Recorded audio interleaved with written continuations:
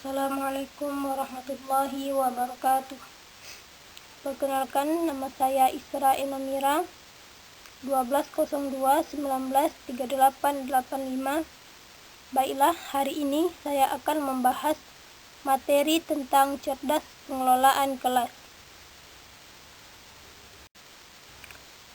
Tugas mata kuliah manajemen kelas diampu oleh Dr. Andes John Helmi, MP. Program Studi Pendidikan Agama Islam, Sekolah Tinggi Agama Islam Hubbul Watan Duri, tahun 2021.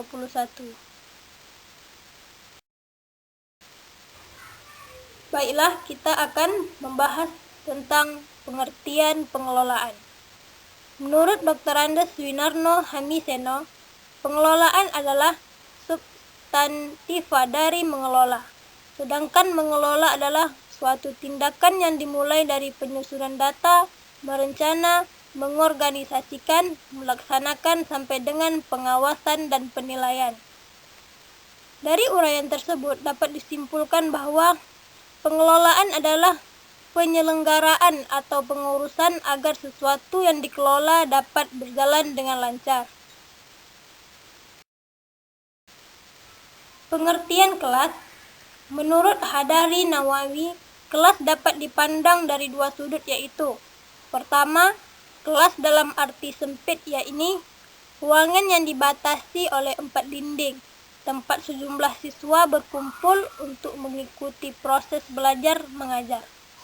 Yang kedua, kelas dalam arti luas, yaitu suatu masyarakat kecil yang merupakan bagian dari masyarakat sekolah, yang sebagai satu kesatuan diorganisasi menjadi unit kerja yang secara dinamis menyelenggarakan kegiatan-kegiatan belajar mengajar yang kreatif untuk mencapai satu tujuan.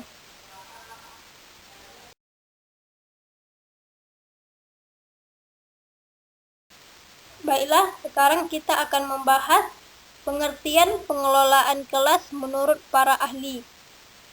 Menurut Made Pidarta, dengan mengutip pendapat Louis V. Johnson dan Mary Abani, bahwa pengelolaan kelas adalah proses seleksi dan penggunaan alat-alat yang tepat terhadap problema dan situasi kelas.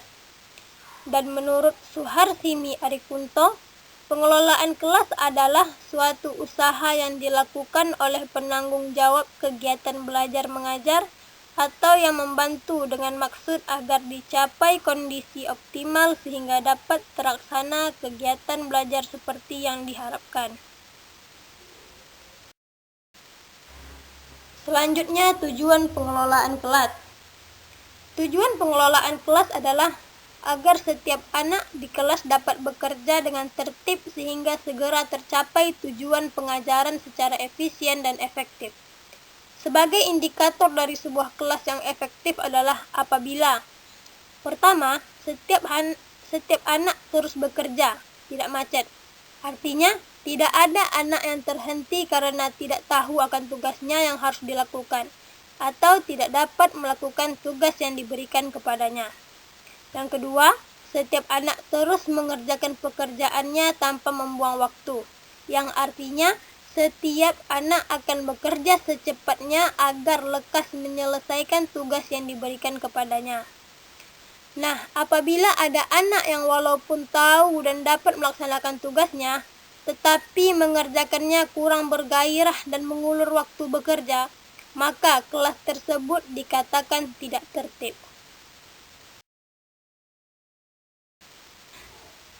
Nah, sekarang kita akan membahas mengenai pendekatan dalam pengelolaan kelas.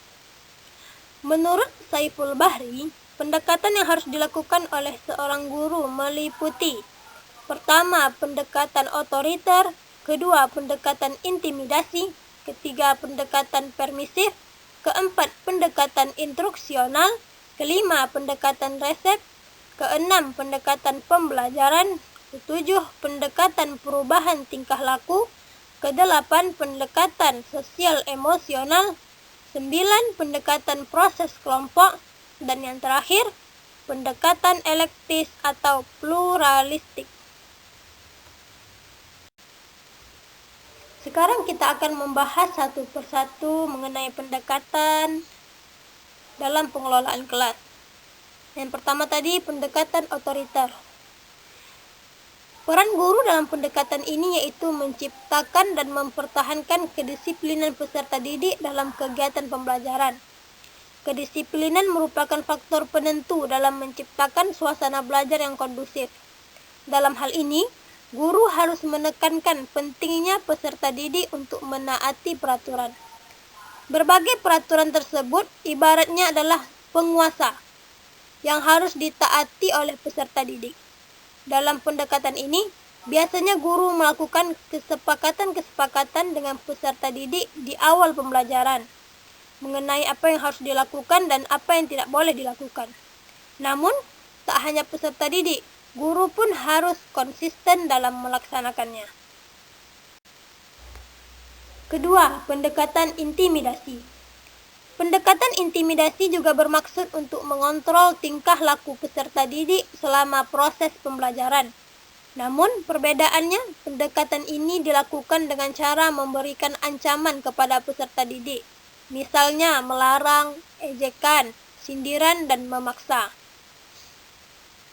Pendekatan ini dilakukan ketika kondisi kelas benar-benar sudah tidak dapat dikendalikan. Jika seorang guru masih mampu memecahkan masalah dengan pendekatan lain, maka pendekatan ini dapat ditangguhkan. Pendekatan ini harus dilakukan dalam taraf kewajaran. Jika berlebihan, dimungkinkan bahwa peserta didik akan lebih bersikap represif dan melukai perasaan peserta didik.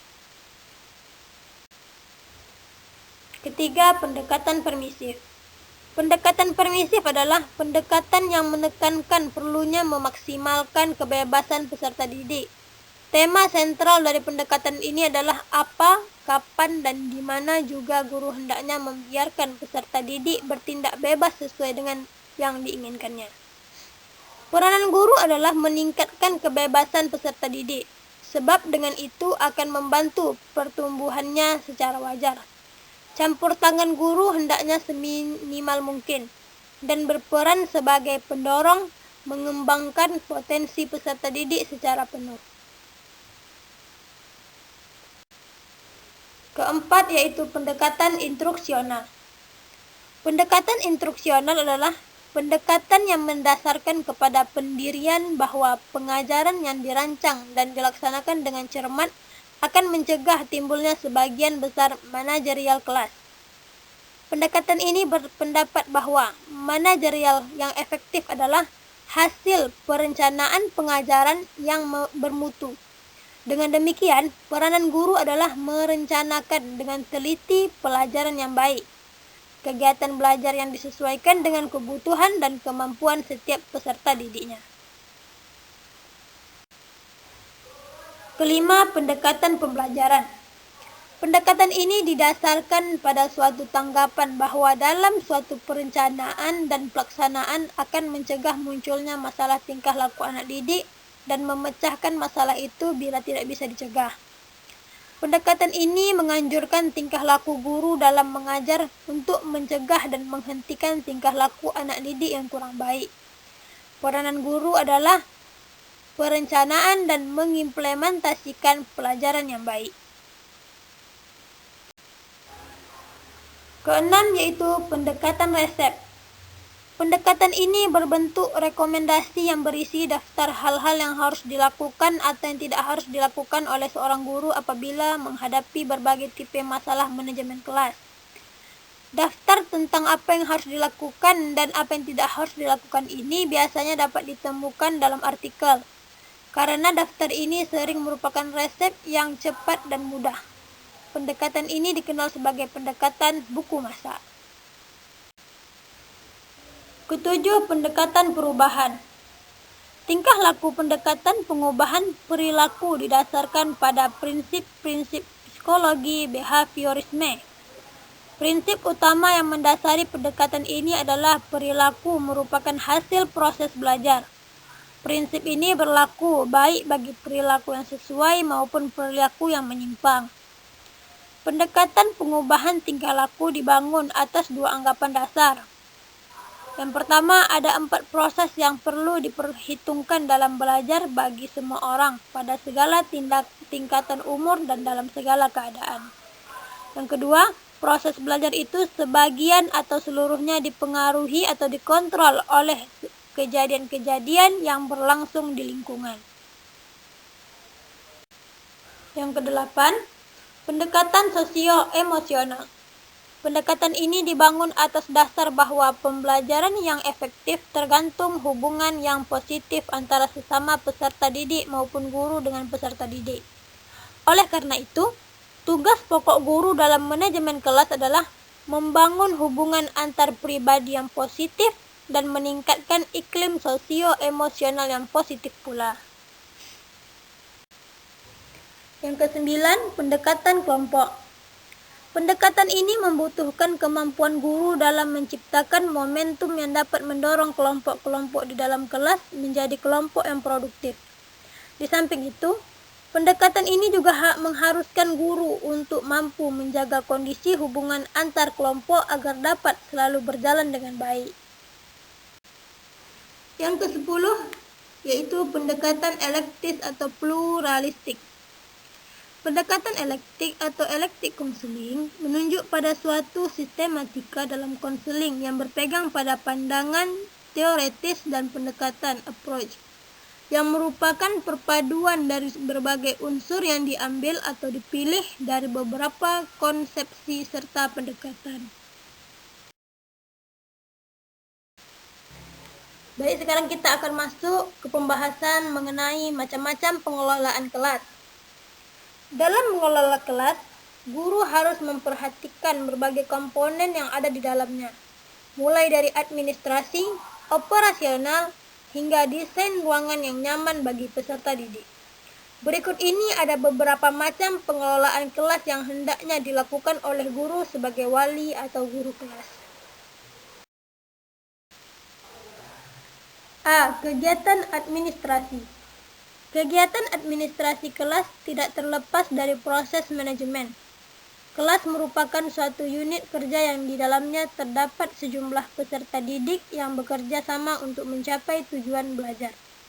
Oleh karena itu, dalam mengelola kelas, guru atau wali kelas melakukan tindakan-tindakan perencanaan, pengorganisasian, pengarahan, koordinasi, komunikasi, dan kontrol.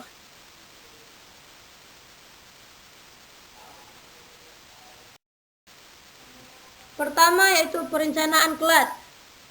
Guru atau wali kelas hendaknya merencanakan program-program yang bersifat konkret, meliputi program tahunan, semester, mingguan, bahkan program harian jika memungkinkan. Program-program tersebut tentunya harus mengacu pada program kurikulum sekolah. Sebagai contoh, kegiatan kebersihan kelas yang masuk dalam program harian, serta kebersihan hingga lingkungan kelas yang termasuk dalam program mingguan. Sedangkan pengadaan dan perawatan alat-alat kebersihan dapat merupakan program bulanan, semester, bahkan tahunan, tergantung dari tingkat kerusakan alat kebersihan tersebut. Kedua, pengorganisasian kelas. Aspek terpenting dalam pengorganisasian kelas adalah usaha dalam menempatkan personel atau siswa yang tepat pada tempatnya dengan memperhatikan kemampuan dan pengalamannya. Langkah berikutnya adalah melengkapi alat-alat yang memungkinkan siswa tersebut melaksanakan tugasnya. Contoh, kegiatan pengorganisasian kelas adalah pembentukan struktur organisasi kelas dan pembuatan jadwal piket kebersihan. Yang ketiga, pengarahan. Setelah program dan organisasi disusun, langkah selanjutnya adalah pelaksanaan kegiatan sesuai program yang telah direncanakan. Kegiatan yang dilaksanakan sebisa mungkin tidak menyimpang dari perencanaan atau program yang telah disusun. Dalam melaksanakan kegiatan tersebut diperlukan instruksi, petunjuk, bimbingan, dan arahan agar tidak menyimpang dari rambu-rambu yang telah ditentukan. Keempat, koordinasi kelas. Koordinasi kelas merupakan kegiatan membawa personel, material, semua fasilitas, teknik-teknik, dan tujuan ke dalam suatu hubungan kerja yang harmonis dalam rangka pencapaian tujuan yang telah ditentukan. Koordinasi kelas dapat diwujudkan dengan menciptakan kerjasama yang didasari saling pengertian akan tugas dan peran masing-masing. Setiap personel menyampaikan saran, pendapat, dan gagasan, baik dalam bidang kerjanya sendiri maupun bidang kerja orang lain. Diperlukan bimbingan guru kelas atau wali kelas dalam menciptakan koordinasi dan hubungan kerja yang baik antar masing-masing personel dan juga dengan wali atau guru kelas demi mewujudkan pelaksanaan program yang baik. Kelima, komunikasi kelas. Komunikasi yang baik sangat diperlukan antara masing-masing personel dengan seluruh anggota kelas maupun guru atau wali kelas dalam upaya mewujudkan program kelas yang telah direncanakan. Komunikasi dapat berlangsung secara formal ataupun informal. Komunikasi formal terjadi saat rapat kelas, rapat pengurusan kelas beserta wali kelas atau guru kelas, dan acara diskusi kelas. Sedangkan komunikasi informal dapat berlangsung sebagai hubungan pribadi antar personel dan sesama anggota kelas dalam setiap kesempatan, baik di dalam maupun di luar kelas. Keenam, kontrol kelas.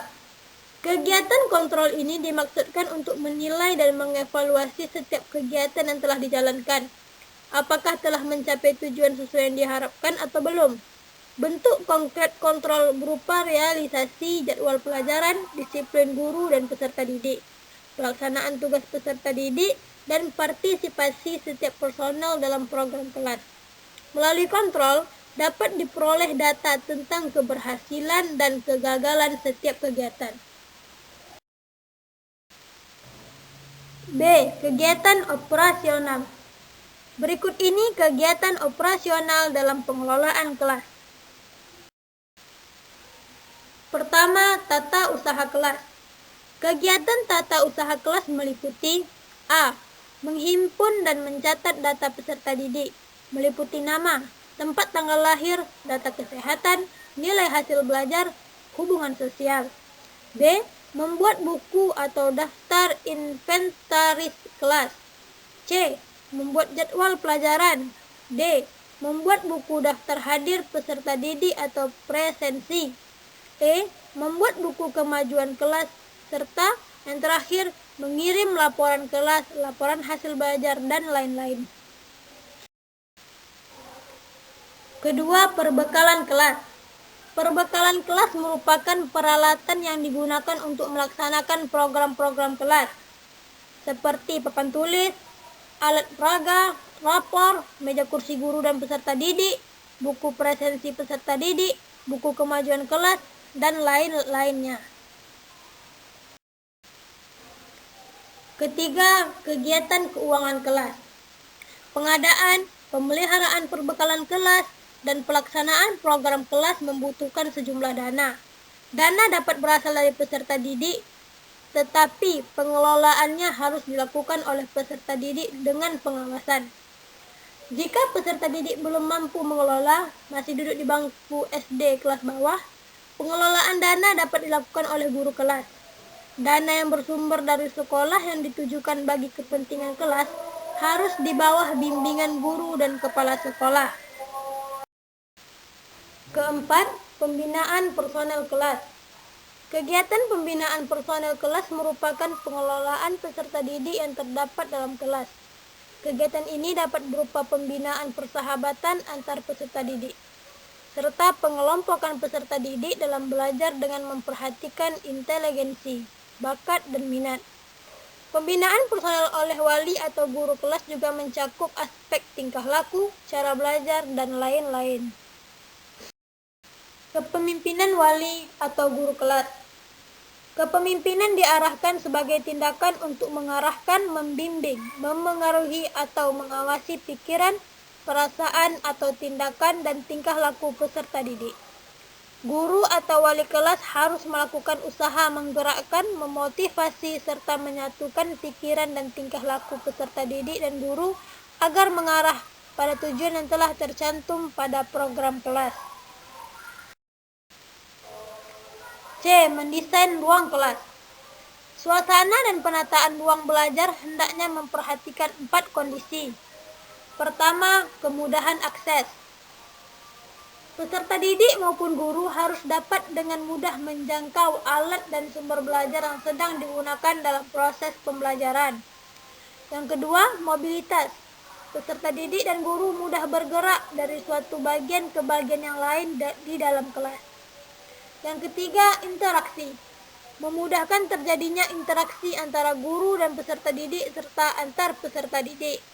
Dan yang keempat, variasi kerja peserta didik, yang memungkinkan peserta didik bekerja perseorangan, berpasangan, ataupun berkelompok secara variatif. D. Penataan kebersihan dan keindahan kelas. Menurut Seni Aprilia, kebersihan dan keindahan kelas menjadi faktor yang turut berperan dalam terciptanya kelas dengan iklim belajar yang kondusif. Gambaran satu atau sekelompok orang tercermin dari lingkungannya. Tak heran jika kelas dapat dijadikan cerminan penghuninya. Jika kelas bersih dan indah, maka dapat dikatakan bahwa penghuninya, baik guru maupun peserta didik, adalah orang-orang yang mencintai kebersihan dan keindahan. Sebaliknya, jika ternyata sebuah ruangan kelas jauh dari kesan bersih, apalagi indah, maka jangan heran jika penghuni kelas tersebut juga diidentikan dengan keadaan kelasnya. Selanjutnya, kita akan masuk ke pembahasan mengenai peran guru dalam pengelolaan kelas. Menurut Zainal Akib, peran guru sangat besar dalam pengelolaan kelas, karena guru bertindak sebagai penanggung jawab kegiatan pembelajaran di kelas. Guru merupakan sentral serta sumber kegiatan pembelajaran. Guru harus penuh inisiatif dan kreatif dalam mengelola kelas, karena dialah yang mengetahui secara pasti situasi dan kondisi kelas, terutama keadaan peserta didik dengan segala latar belakangnya.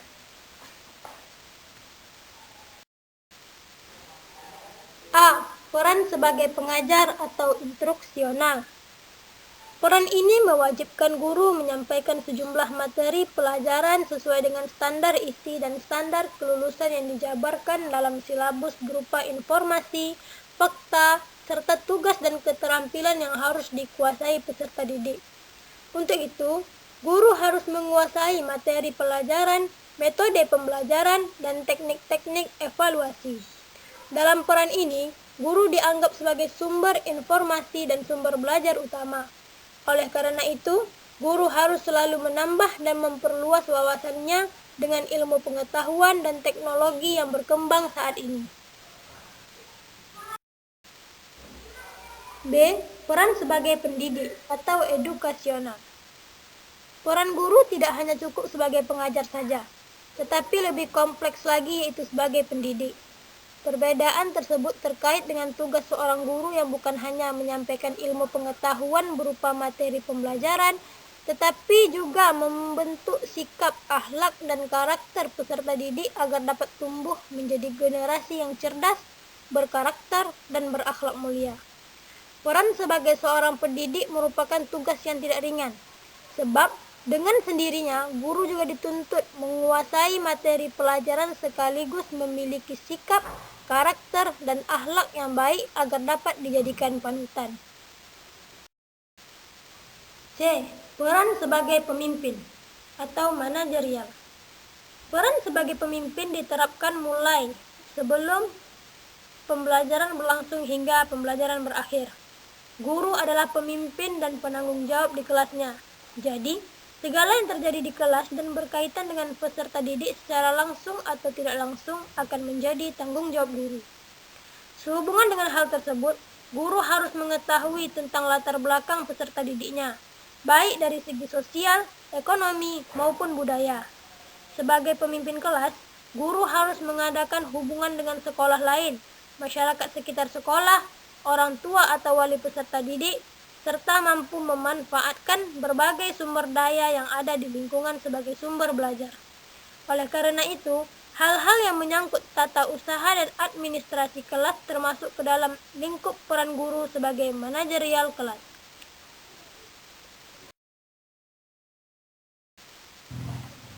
Baik, kita masuk kepada pembahasan terakhir dalam materi kali ini, yaitu indikator keberhasilan pengelolaan kelas. Indikatornya yang pertama, guru mengerti perbedaan antara mengelola dan mendisiplinkan kelas. Yang kedua, guru yang berhasil dalam mengelola kelas tidak akan pulang dalam keadaan lelah. Yang ketiga, guru mengetahui perbedaan antara prosedur dan rutinitas kelas. Yang keempat, guru melakukan pengelolaan kelas dengan mengorganisasi prosedur-prosedur. Yang kelima, guru tidak mendisiplinkan peserta didik dengan ancaman-ancaman dan konsekuensi. Dan yang terakhir, guru mengerti bahwa perilaku peserta didik bukanlah tanpa alasan. Baiklah, sekian pembahasan saya mengenai materi cerdas pengelolaan kelas. Jika ada kritik dan saran, bisa dituliskan di kolom komentar. Terima kasih bagi yang sudah menonton. Dan saya akhiri, wassalamualaikum warahmatullahi wabarakatuh.